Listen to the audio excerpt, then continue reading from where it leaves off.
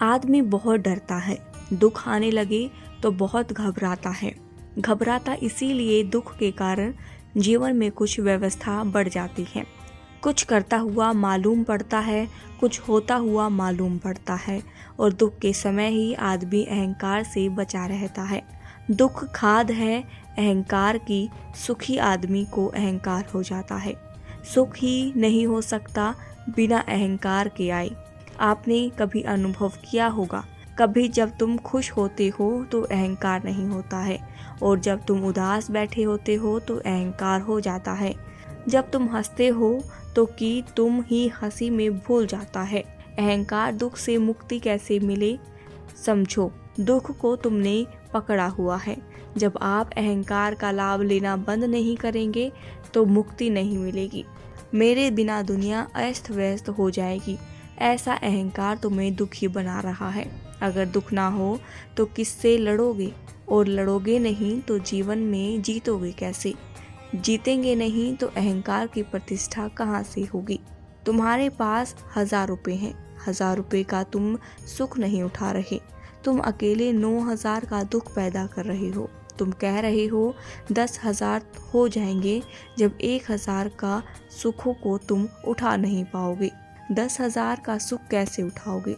गरीब की आकांक्षा भी सीमित होती है और अमीर की कितनी आकांक्षा है यह तो उसे भी नहीं पता।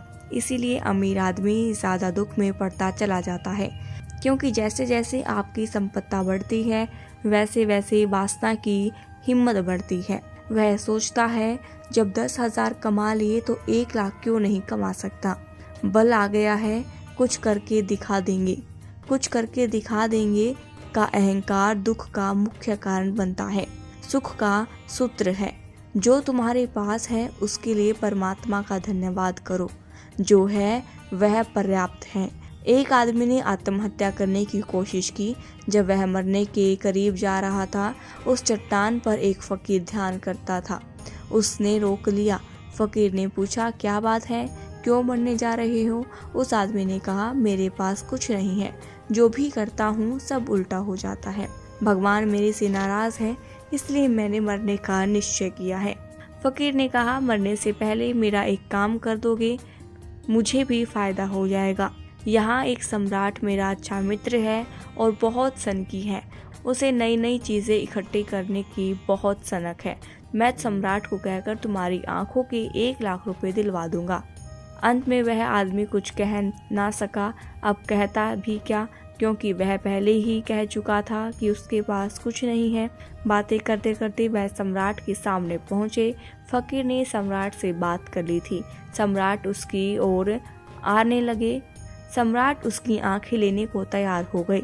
उससे पहले ही उस आदमी का विचार बदल चुका था। सम्राट ने कहा, 1 लाख में नहीं, मैं 10 लाख में भी दे सकता हूँ। तुम्हारे कान भी खरीद सकता हूँ, तुम्हारे दांत भी खरीद सकता हूँ।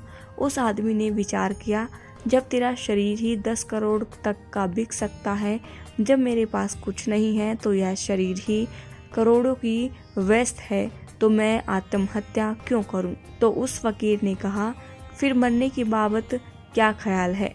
उसने कहा, अब भगवान जो ज्ञान आपने दिया है उसके उपरांत मैंने मरने का ख्वाब त्याग दिया है। जब मेरा शरीर ही करोड़ों का है तो जीवन कितना बहुमूल्य होगा। इसीलिए तो कहा है, जीना यहाँ मरना यहाँ।